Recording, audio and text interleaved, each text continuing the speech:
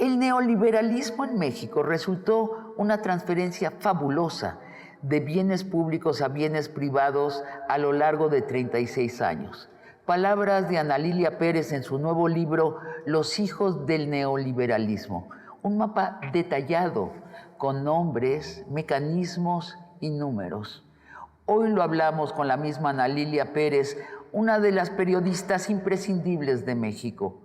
Bienvenidos a Largo Aliento.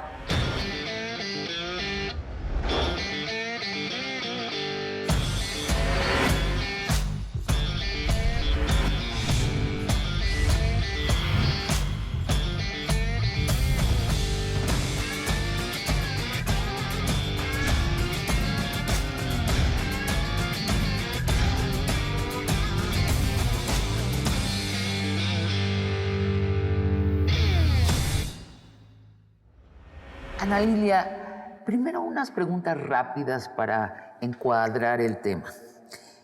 El saqueo que ocurrió durante 36 años, llamado neoliberalismo, ¿de qué tamaño fue? ¿Puedes ponerlo en números? Muy complicado. El ejemplo lo tenemos donde estamos ahora.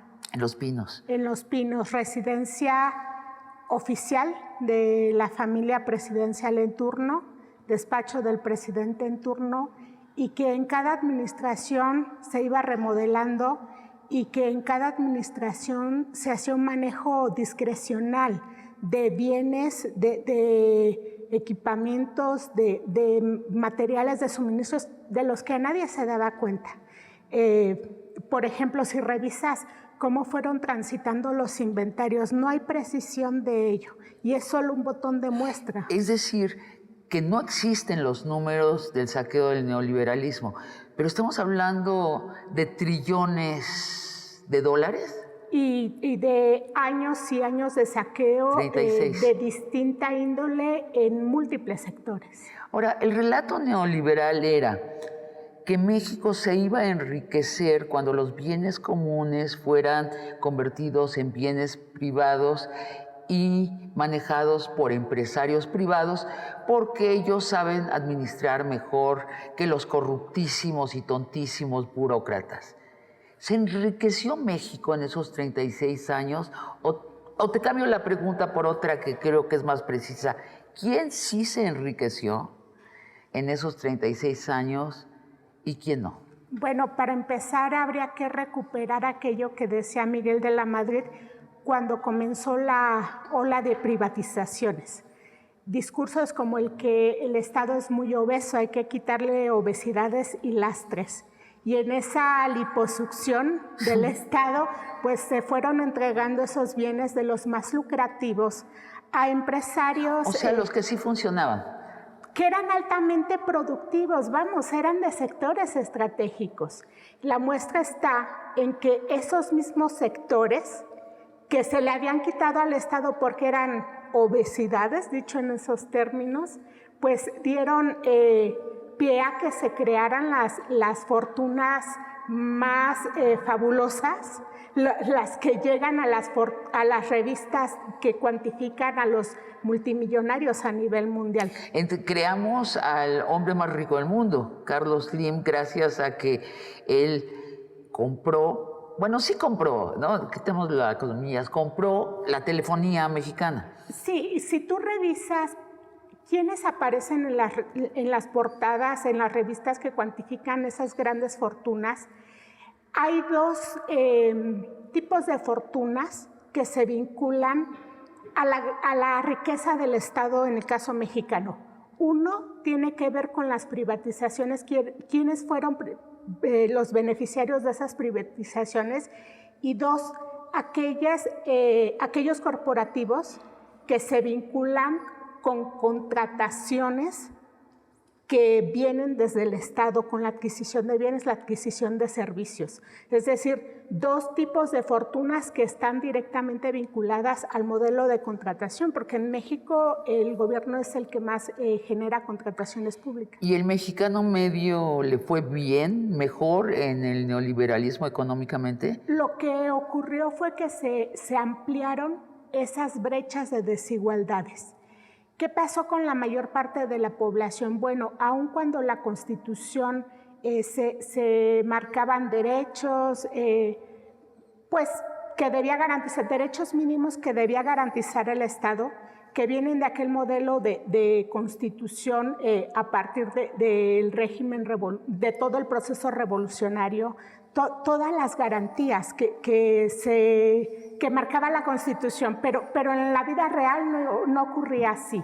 Se fueron deteriorando el realmente tener de manera efectiva esos derechos. Por ejemplo, la Constitución dice que debemos tener salud asegurada, educación asegurada, transporte, vivienda digna. Todo eso no estuvo. Todo eso se fue, yo lo llamo desarticulando. Te pongo un ejemplo, el tema de salud. El deterioro en el sistema de salud no es algo de tiempos recientes.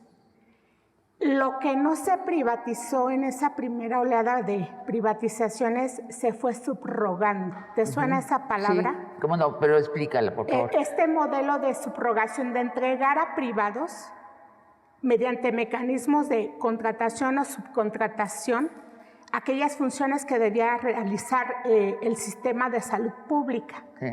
¿Qué se subrogó? De todo, incluido el tema de las guarderías, que es algo que nos resulta como más conocido por aquella tragedia de la guardería ABC, donde se subrogaba este modelo de cuidado de los infantes, donde el Estado se lavaba las manos de las obligaciones que sí tenía, por lo menos para revisar las condiciones mediante las cuales se estaba prestando ese servicio.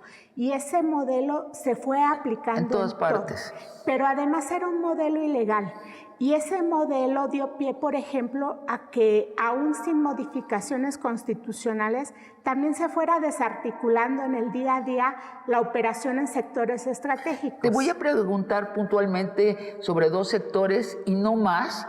En tu libro tratas varios, precisamente nada más para que nuestros teleespectadores tengan un sabor de la precisión de tu relato. Lo que es fascinante de tu libro, como de tus anteriores libros, es que son mapas de la realidad muy precisos, con nombres y apellidos, con números y con métodos.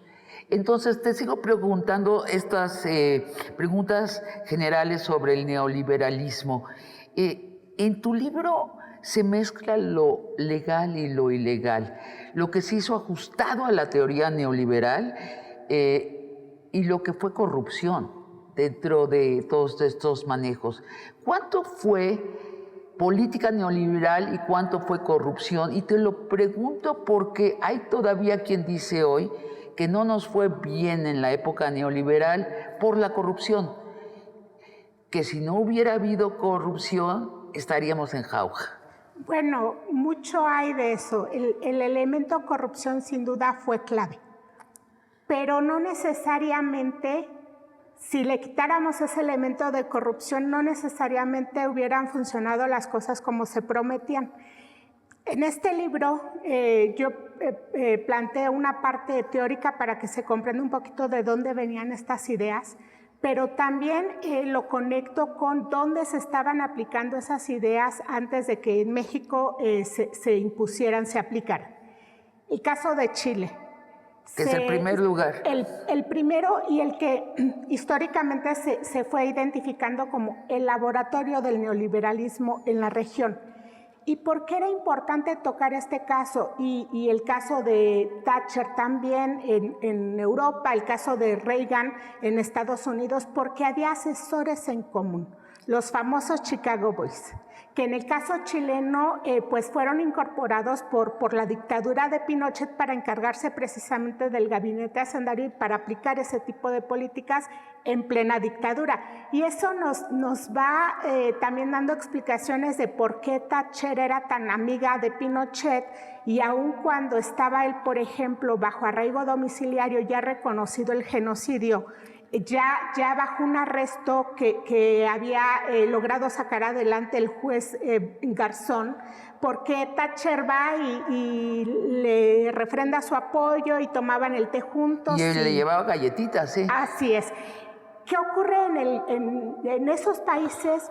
Pues cuando yo reviso, no era tan, no fue, digamos, si planteáramos en términos de lesividad, como en el caso mexicano.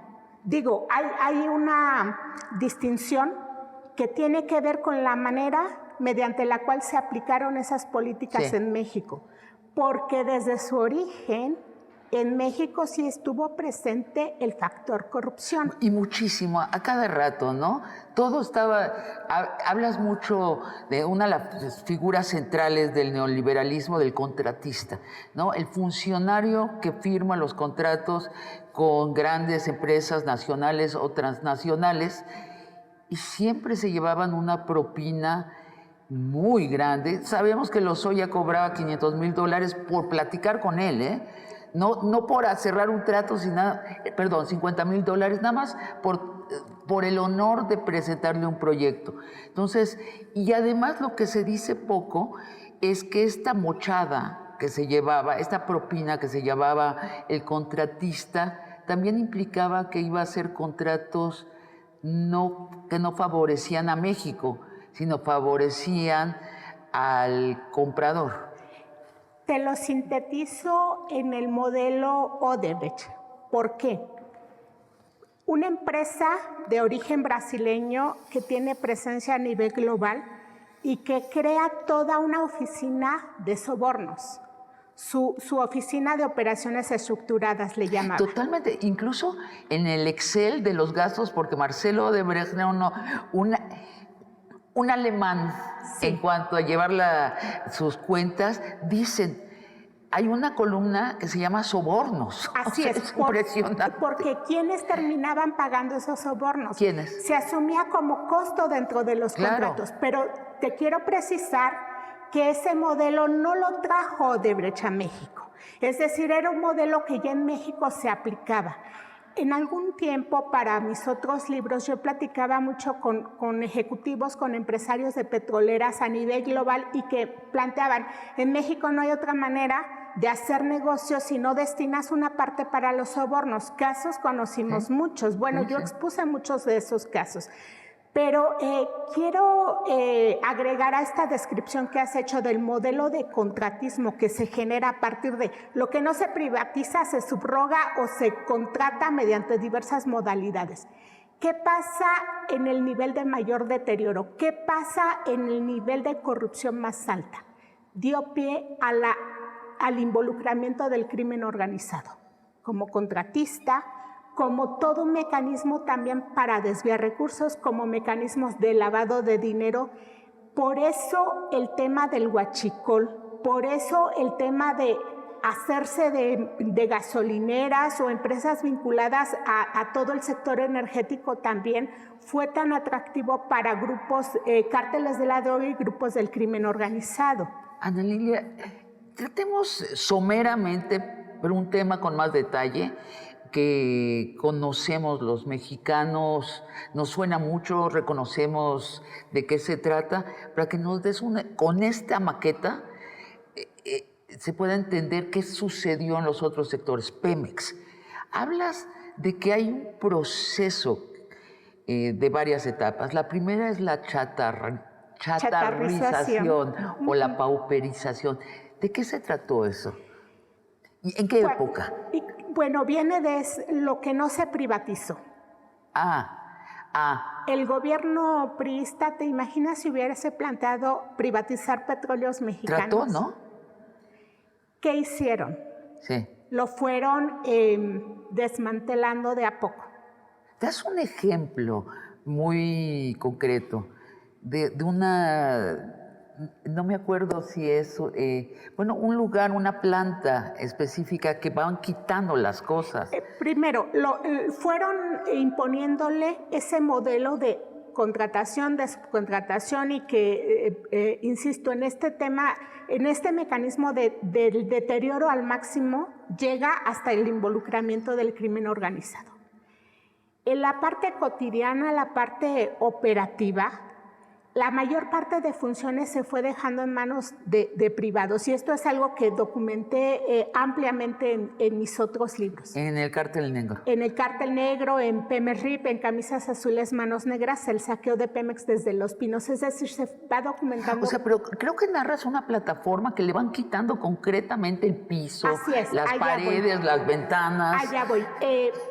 Después de este contratismo en todo nivel y para comprar bienes o servicios que ni se necesitaban, es decir, para sacar el dinero nada más, en tiempos de Felipe Calderón se registra el primer robo a una plataforma. Algo increíble, algo impensable. En la sonda de Campeche llegan y desmantelan una plataforma como si fuese un vehículo en medio de la noche en una calle que lo están desvalijando. Se llevan las cosas. Y eso ya lo había expuesto en el libro El Cártel Negro. Y sonaba algo, ¿cómo Sí. puede estar pasando eso? Sí, sí, sí. En este libro de Hijos del Neoliberalismo, con detalle voy puntualizando día tras día un periodo, el último del gobierno de Enrique Peña Nieto, donde las plataformas petroleras de la sonda de Campeche, que son equipos muy costosos, se fueron desvalijando.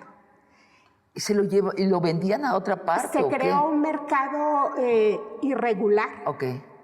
Pero ¿a quién le vendes los equipos de una plataforma? ¿A quién? Pues a la propia industria. En otros países habría que, es un mercado cuyos alcances no han terminado de procesar. Y al desvalijarse, empieza a hablarse de que la vaca está flaca y que se va a morir, pero ellos mismos la están matando. La gallina de los huevos de oro que eternamente estuvieron matando. La deuda de Pemex. La deuda de Pemex viene desde tiempos de Enrique Peña Nieto. Ya era la petrolera más endeudada del mundo. O sea, pero era premeditado.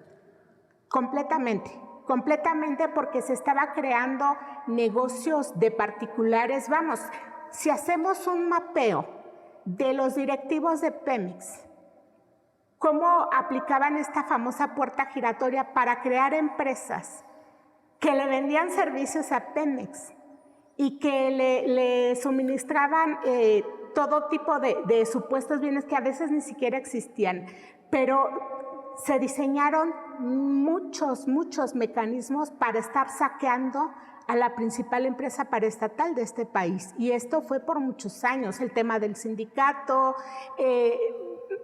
muchas estructuras, altos funcionarios que en lo cotidiano lo estaban saqueando, un comedor ejecutivo con vinos costosísimos, prebendas insultantes, saqueos de todo tipo. Lozoya, ¿no? Es muy impresionante, de veras que cobras $50,000 para que tuvieras el derecho a hablar con él, y ahora sabemos que hizo negocios de millones de dólares. Realmente no tenemos la cifra de cuánto se tomó de propina este señor. Ana Lilia, pero regreso a esto de tu precisión en cifras, nombres y apellidos y en métodos. Yo no sé si tú conoces esta historia. De todos modos la quisiera narrar, que fue el presidente López Obrador, antes de ser presidente, estaba en su departamentito de Cupilco leyendo tu libro El Cártel Negro muy despacio, subrayándolo, hoja por hoja leyéndolo, y mientras lo leía iba planeando cómo iba a resarcir los daños si llegaba a la presidencia. Y además lo hizo en el orden de tu índice. O sea, primero trató el huachicol, en esos momentos en donde México se paró porque no había gasolina en las gasolineras, pero todos estábamos muy contentos porque algo se iba a hacer con la corrupción en este país. Después invirtió dinero en Pemex para suplir la pauperización, y después lo puso a trabajar, e incluso parece ser que es un buen negocio ahora Pemex para el Estado. ¿Te da gusto conocer esta historia de un hombre que será presidente leyendo uno de tus libros y así planeando su proyecto de país? Cuando recuerdo esa historia, recuerdo también el costo que tuvo para mí como periodista hacer esa investigación. En su momento. Eran tiempos del gobierno de Felipe Calderón. Yo había publicado el libro Camisas Azules, Manos Negras, el saqueo de Pemex desde Los Pinos, donde estaba exponiendo en tiempo real cómo los gobiernos de Vicente Fox, ya lo había publicado, cómo los hijastros del entonces presidente Fox hacían gestorías para esa empresa Oceanografía. Fui la periodista que expuso ese caso. Cómo Felipe Calderón, desde que estuvo como secretario de Energía y después en su gobierno, iba desmantelando las paraestatales, no solo Pemex, sino las empresas del sector eléctrico en las cuales tenía intereses personales, él y sus más allegados. Y esa investigación de Camisas Azules, Manos Negras, que el subtítulo, bueno, es muy preciso de lo que estaba ocurriendo, el saqueo a Pemex desde Los Pinos. Desde estas instalaciones se fraguaban esos atracos. ¿Y te tuviste que ir de México? Después, en esa indagatoria a mucha profundidad me llevó a descubrir esos vínculos de contratistas, de personal de Pemex, ya con cárteles de la droga, ordeñando pipas, ordeñando ductos. Toda esa indagatoria que dio origen al libro El Cártel Negro, pero es una investigación periodística que a medida que la estaba desarrollando y al descubrir el involucramiento también del área de seguridad de Pemex, integrada por militares y exmilitares, se tornó en un asunto mucho más riesgoso. Es decir, yo no tenía muy claro, como nos ocurre en el periodismo de investigación, los alcances que podía tener ya en la indagatoria misma. Y la respuesta de ese gobierno de Calderón fue de represión contra mí, de amenazas de muerte, de agresiones, de tener que salir del país. ¿Quién te amenazó de muerte, concretamente? Funcionarios de su gobierno. ¿Puedes decir nombres? Está precisado en recomendaciones que en su momento hizo la Comisión Nacional de Derechos Humanos. Se hizo una recomendación. Está precisado también en informes de la Comisión Interamericana de Derechos Humanos. Yo sugiero que los revisen en esos informes. Y te tuviste por amenazas de muerte, te fuiste a Alemania. Vamos a un corte y regresamos. Vamos a hablar de la electricidad, el saqueo fabuloso del neoliberalismo en el sector de la electricidad. Volvemos. Calderón hizo actos ilícitos a sabiendas que eran ilícitos para enriquecerse. ¿O no? Era una cuestión que él creía que era lo mejor para México. Pero pues estaba contraviniendo la Constitución en muchos sentidos. Pero en esos momentos, salvo algunos periodistas que hacíamos investigaciones, no se le decía nada. No se le decía nada. Pero quiero decir, la mala intención ¿existe o no existe? Me parece que buena parte de la clase política mexicana fue viendo el servicio público como una manera de enriquecimiento personal. Por eso uno de los capítulos de mi libro se llama Los cínicos sí sirven para este oficio.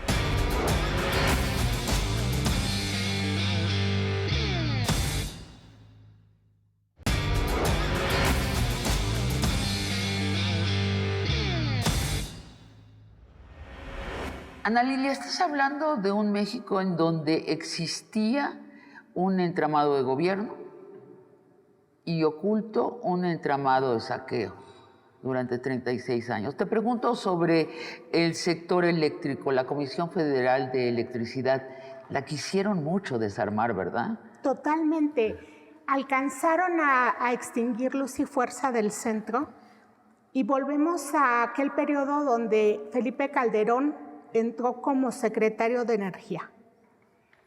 En tiempo real, en esos momentos, yo publiqué investigaciones. Una de ellas decía, mediante permisos de autoabasto, privatizan el sector eléctrico.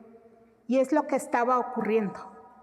Empezó aquel mecanismo que operaba junto a Felipe Calderón, Juan Camilo Muriño, ya fallecido, que era un negociante de ese sector y que era en el que veía Calderón a su sucesor, y también se le veía así desde los corporativos del sector eléctrico. Ana Lilia, la propuesta de reforma que hizo Bartlett en este sexenio, olvidemos quién la hizo, ¿no? ¿Te pareció adecuada para recuperar el sector? Mira, es la vía para recomponer un modelo que, hay que decirlo, antes de que llegara, digamos, legalizarse mediante las llamadas reformas estructurales de Enrique Peña Nieto, ya se había estado aplicando todos los años. Nada más se legalizó durante... Pero era ilegal lo que se estaba haciendo. Se estaba haciendo desde la presidencia de Vicente Fox. Y Peña Nieto lo legaliza. Así es, y legaliza ese modelo que ya había llevado a que Felipe Calderón, muy al estilo de gobernar del represor, en un operativo policíaco y de militares vestidos de civil que organizó Genaro García Luna, ocuparan las instalaciones de Luz y Fuerza en una noche cuando México se jugaba el pase del fútbol hacia el Mundial de Sudáfrica, y él reconocería años después cómo se aprovechó de ese momento. Lo dice con gran emoción, qué inteligentes fuimos. Yo diría que con gran cinismo, con un enorme cinismo, y reconoce cómo hizo uso, cómo se aprovechó de esa efervescencia que vivió el país para ocupar instalaciones de una empresa emblemática, por lo que representaba la empresa, por lo que representaba su sindicato, pero particularmente porque era un plan que él había venido operando desde hacía mucho tiempo. Y pasemos a García Luna. Tú dices textualmente, es el funcionario neoliberal por excelencia. ¿Por qué así? García Luna, hemos conocido su etapa como funcionario público que se vinculó con cárteles de la droga, que ya se le reconocieron, se le imputaron delitos y un jurado lo encontró culpable de todos esos delitos gravísimos. Pero además representa un modelo de funcionario voraz, depredador de recursos públicos. Y que juega de los dos lados. Y que se vuelve contratista también para seguir extrayendo recursos públicos. Él desde el Estado se da a sí mismo contratos como empresario. Él se convierte en contratista, hace una empresa que preciso en el libro el nombre de esa empresa, la socia es la esposa, y hablo de un contrato en particular que le asigna el Partido Acción Nacional y que le paga con recursos de los que reciben los partidos políticos en el país para su gasto ordinario. ¿Y por qué hablo de ese contrato en particular? A mí me resultó muy paradójico el que un partido cuyas figuras se habían expresado como a manera de queja del espionaje que hacía García Luna para varias de sus figuras, el caso de Josefina Vázquez Mota, quejándose de que García Luna los grababa. ¿Recuerdas aquella conversación? Sí. Y tiempo después, la dirigencia de ese partido contrata a la empresa de García Luna por una asignación directa. En qué tipo de servicios les dieron no es claro. Me metí a investigar ese contrato en un momento en el cual, en la actual administración, ya se había reconocido que esa empresa era utilizada por García Luna para lavar dinero. Lo que ocurrió durante la indagatoria con ese contrato es muy peculiar, porque el Partido Acción Nacional en estos periodos, en estos tiempos, te hablo de hace unos meses, decide reservar, señalar que era confidencial toda esa información. Aun cuando ya estaba reconocido la responsabilidad de García Luna en cargos criminales, aun cuando públicamente el PAN dice que defiende el tema de transparencia y todo eso. Pero fue reservando cada una de las informaciones que yo le solicitaba para que se relacionaban con García Luna. Me toca el periodo en el cual el INAI no podía resolver asuntos y es cuando estaba concluyendo el libro. Después me toca el periodo en el cual ya pueden revisar algunos asuntos y en todos los asuntos el INAI falló a mi favor. El PAN estaba obligado a entregarme la información que había solicitado. Entre ellas era actas constitutivas, informes de qué servicios, por qué le pagaron lo que le pagaron y que ahí se precisa. Pero además algo bien importante, descubrí que el área de fiscalización del INE había determinado que había sido irregular esa contratación. No se había justificado. En el libro se plantea a detalle. Cuando el INAI decide que, bueno, fallan a mi favor y dice que el PAN me tiene que entregar esa información, en uno de sus argumentos el PAN dice que tienen un malware y que no me pueden dar nada. ¿Un qué? Un malware. Y no me pueden dar nada. Que conduce a una pregunta que te quiero hacer. ¿Se trata de una diferencia ideológica de nosotros los que somos de izquierda con los neoliberales, o se trata de que ellos se volvieron unos ladrones? Es muy importante la precisión. Mira, yo lo veo de otra manera. A mí me parece que la corrupción sí ha sido el principal problema en nuestro país, que es un asunto que no se ha combatido a cabalidad, que mucha responsabilidad tiene la Fiscalía actual, pero mucha responsabilidad se tiene también en la designación en cargos públicos de funcionarios que no velan por el interés público, sino por sus propios intereses. Y que no se les sanciona mientras no se les para. Que no se les fincan responsabilidades. Pero te pregunto, por ejemplo, Calderón específicamente. Calderón hizo actos ilícitos a sabiendas que eran ilícitos para enriquecerse, o no, era una cuestión que él creía que era lo mejor para México. Pero pues estaba contraviniendo la Constitución en muchos sentidos, pero en esos momentos, salvo algunos periodistas que hacíamos investigaciones, no se le decía nada. No se le decía nada. Pero quiero decir, ¿la mala intención existe o no existe? Me parece que buena parte de la clase política mexicana fue viendo el servicio público como una manera de enriquecimiento personal. Por eso uno de los capítulos de mi libro se llama Los cínicos sí sirven para este oficio. Que me lleva, estamos muy entonadas porque te voy a preguntar en esa parte de los cínicos sí sirven para este oficio, sobre el derroche en Los Pinos. Creo que es bien importante lo que describes que sucedió en esta casona, porque contrastas cómo los presidentes neoliberales transferían bienes públicos a privados bajo la idea idealista que había de que adelgazar al Estado y le iba a ir mejor al mexicano medio, pero mientras tanto usaban este caserón como si ellos fueran reyes. Cuéntanos qué hacían acá. Primero, preciso por qué el título del capítulo Los cínicos sí sirven para este oficio. En el periodismo tenemos uno de nuestros maestros, es Kapuczynski, y su libro de Los cínicos no sirven para ese oficio, que es sobre el buen periodismo. Yo pensaba en buena parte de la clase política mexicana para quienes el cinismo parecería una característica, una necesidad para ejercer la función pública. Dicen que te truenan si no eres un cínico allí adentro. Si eres un inocente idealista, te truenan.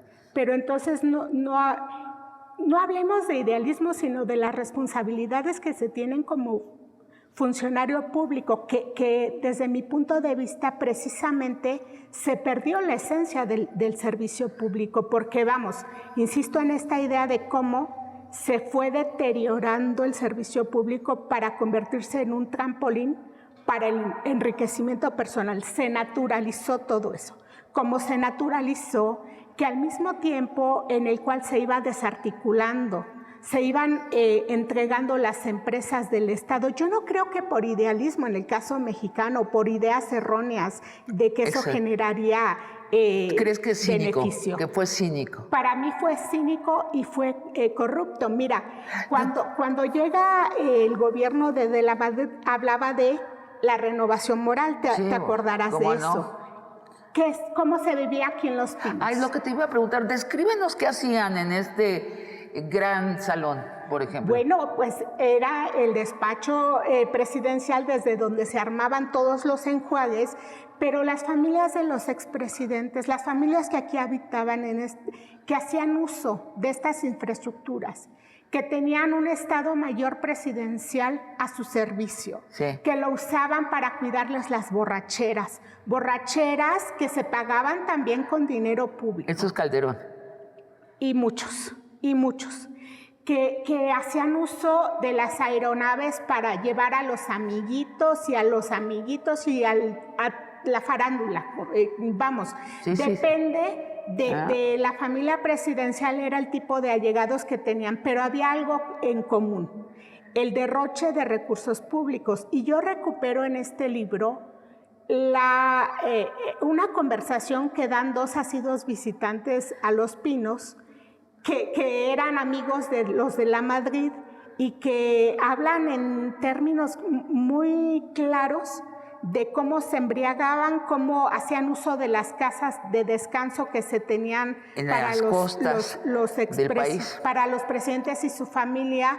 Es decir, para mí es un retrato preciso de la frivolidad y el derroche que se hacía de las instalaciones asignadas a la familia presidencial. Oye, Ana Lilia, pues para tu segunda edición que vendrá pronto del libro, te cuento esto que cuentan los guardias de aquí de Los Pinos. Y dicen que el último día que Peña Nieto y la Gaviota estuvieron acá, llegó en la noche 3 camiones de redilas y se llevaron muebles, obras de arte, vajillas, escritorios, todo propiedad de la nación, no de ellos. Y pues y también esta cosa de que nuestros gobiernos unos a los otros se protegen y perdonan. De allí quiero que pasemos a nuestra parte de conclusiones, en donde te voy a preguntar sobre el sexenio actual. Para empezar, preguntarte, el presidente López Obrador en campaña, cuando era candidato, prometió llevar a juicio a Fox, Calderón y Peña. Te quiero preguntar qué pasó, por qué no fueron a juicio. Vamos a una pausa y regresamos. Ahora sabemos que la llamada guerra contra el narco, pues tenía un comandante que jugaba de los dos bandos y que favorecía al cártel con el que estaba asociado y desfavorecía al otro. Pero vaya, no es la guerra que nos contaron oficialmente. Pregunta, ¿tienes indicios si Calderón sabía o no sabía de esta traición interna de García Luna? Mira, yo no creo que él haya sido ajeno a lo que hacía García Luna. En ese mismo periodo en el que oficialmente había una guerra contra grupos criminales, es cuando detona el tema del huachicol, pero el huachicol ya como un negocio de grupos criminales también. Es decir, oficialmente se les estaba combatiendo, pero se les dejaba robar combustible y hacer negocios. Y Calderón no pudo ser ajeno a ello. Publiqué durante su gobierno lo que estaba ocurriendo y la respuesta fue agresiones en mi contra.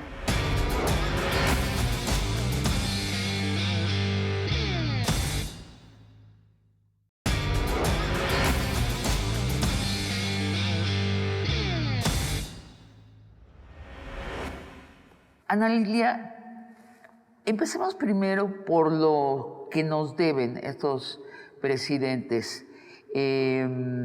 Fox, Calderón, Peña Nieto. ¿Cuáles son las cosas por las cuales los podríamos haber llevado a juicio? Bueno, para empezar, cuando llega Fox, se prometió una transición de limpiar la corrupción, pues dejar atrás aquel modelo que había impuesto el PRI, los malos manejos, y lo que ocurrió fue que se dio continuidad a esos malos manejos. De manera muy pronta, la familia del presidente se vio involucrada haciendo gestorías con empresas contratistas de petróleos mexicanos. ¿No hubo una intención de parar la corrupción real? Nunca hubo una intención. Se quedó en el discurso. Lo que ocurrió con Fox fue que a la sombra de los pinos fue acumulando riqueza, sale de los pinos y aparece como socio, como accionista de muchas empresas y todavía vendiéndole servicios al gobierno de Enrique Peña Nieto. ¿Y sus hijastros? Los hijastros igual. Y los hijos también, porque había un hijo de él que trabajaba con una empresa de transporte que a su vez le prestaba unidades a la Fundación de Marta Sagún. Es decir, eran ahí intereses que se iban mezclando, pero para beneficio de la familia presidencial. Calderón. Bueno, Calderón, todo ese desmantelamiento tan lesivo de las empresas principales del Estado, para terminar él empleándose como asesor de una de las empresas que habían sido favorecidas. Es decir, hubo un impacto, además de la llamada guerra contra las drogas, que generó tanta violencia que germinó en mucho de lo que seguimos arrastrando hasta la actualidad. Todo ese manejo tan lesivo para las pocas empresas que tenía el Estado, que hasta ahora siguen poniendo un freno a iniciativas como el tratar de recuperar esa potestad, por ejemplo, en el sector eléctrico, porque todas esas empresas que han presentado amparos contra las nuevas disposiciones vienen de ese modelo que Felipe Calderón impulsó desde que era secretario de Energía. Ana Lilia, una pregunta puntual. Ahora sabemos que la llamada guerra contra el narco, pues tenía un comandante que jugaba de los dos bandos y que favorecía al cártel con el que estaba asociado y desfavorecía al otro. Pero vaya, no es la guerra que nos contaron oficialmente.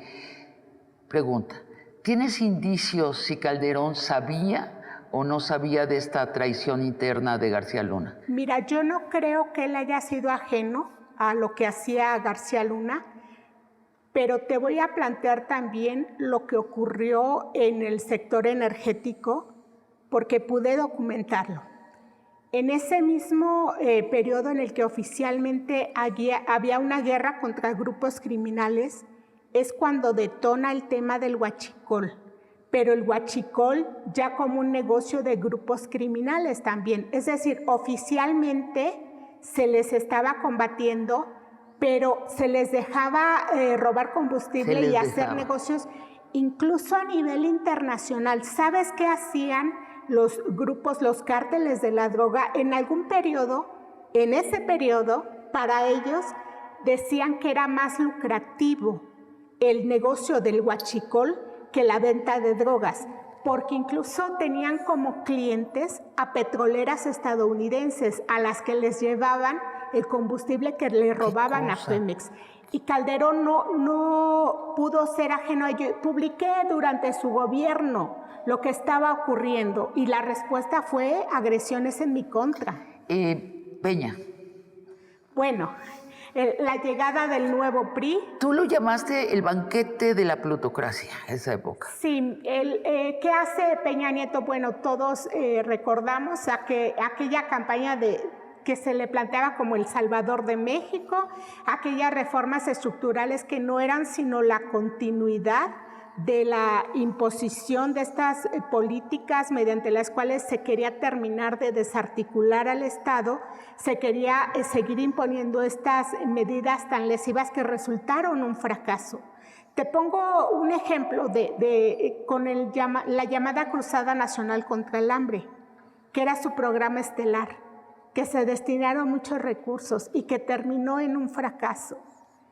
Y ahora que estamos en este recinto también, recuerdo lo que dice Emilio Lozoya en esa declaración de delitos que al mismo tiempo salpica a todo mundo y que la Fiscalía no ha indagado a profundidad ni con la seriedad que debía hacerlo, Pero él cuenta, por ejemplo, que en estas instalaciones era donde se operó el cómo se le iba a imponer a Pemex la compra de aquella planta chatarra de agronitrogenados. Tú me preguntabas sobre la chatarrización en Pemex y te sintetizo en ese ejemplo. Esas plantas fueron privatizadas en ese modelo de primeras privatizaciones porque eran del Estado. Al paso del tiempo y con las mal llamadas reformas estructurales, se le revendieron a Pemex ya en calidad de chatarra a precios estratosféricos. Ajá. Y dice Lozoya en ese documento que circuló muy ampliamente que desde acá se operó el cómo se tenía que imponer a Pemex esa compra. Yo tuve acceso a las actas del Consejo de Administración el día que Emilio Lozoya hizo la presentación ante el Consejo de esa planta y, bueno, planteaba todas las bondades tal cual como pretendiendo engañar al Consejo y al final terminó por imponerse esa venta, pero que no sería posible sin las complicidades, yo digo, del propio Consejo. Entonces abundan las responsabilidades de estos 3 sexenios. ¿Por qué no se les llevó a juicio? Bueno, por la misma razón por la cual no se ha avanzado en que se procesen los casos de delito de cuello blanco. O sea, pues impunidad. Impunidad. O sea, desafortunadamente. Este gobierno no se quiso,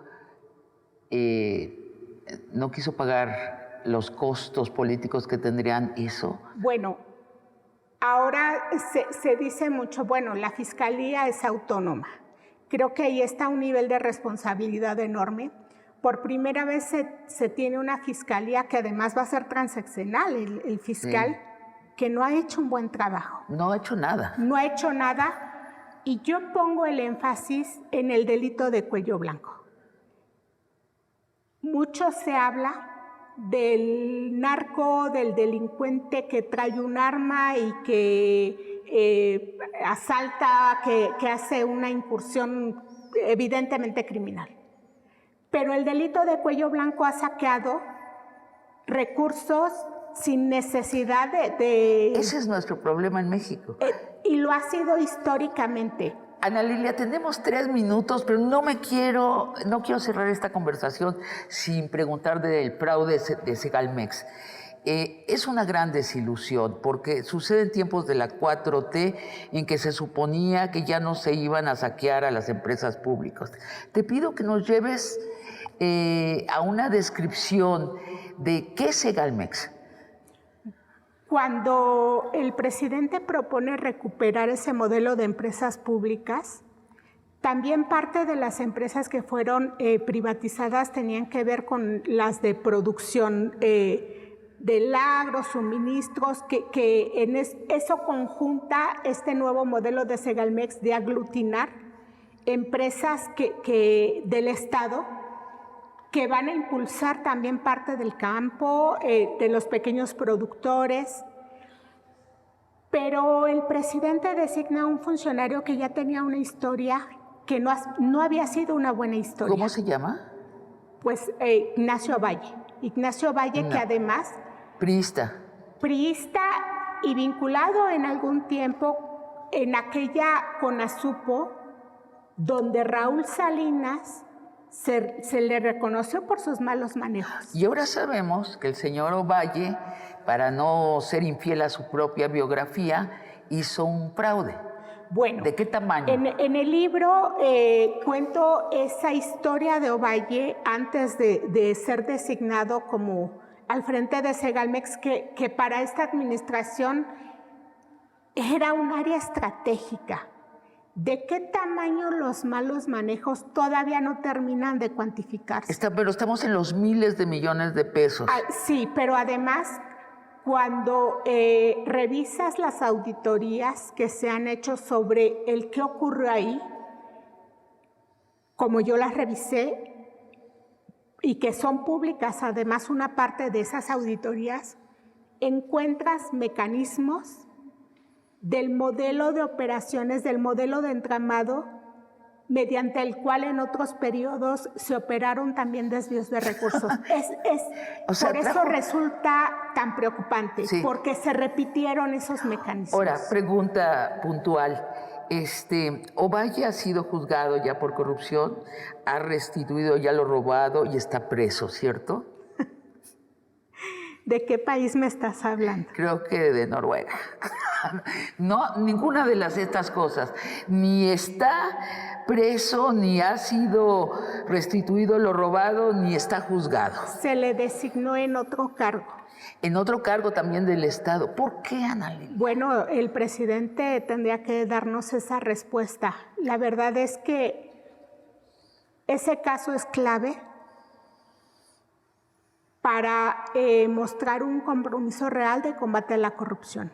No ha ocurrido y yo te explico, te puntualizo lo que expongo en este libro. Sí, el caso Segalmex y todo ese mecanismo que ya en las auditorías se va identificando, sí lo lesivo que resulta que un sector que se pensó tan estratégico haya tenido esos malos manejos, el impacto que tiene para la ciudadanía, pero algo más, el papel de la Fiscalía protegiendo a ese funcionario que yo detallo en el libro. Y bueno, no hemos tenido un buen desempeño del fiscal, pero sí hemos tenido un fiscal que además de estar ocupado en sus asuntos personales, encubre casos que son de muy alto impacto para el país. Es decir, y la pregunta te pido casi un sí o no, ¿la corrupción en México sigue? Absolutamente. Ana Lilia Pérez, muchísimas gracias por esta conversación de largo aliento, que no sea la última, hablaremos más. Y a ustedes, amigos y amigas, los espero el próximo jueves en otra conversación de largo aliento.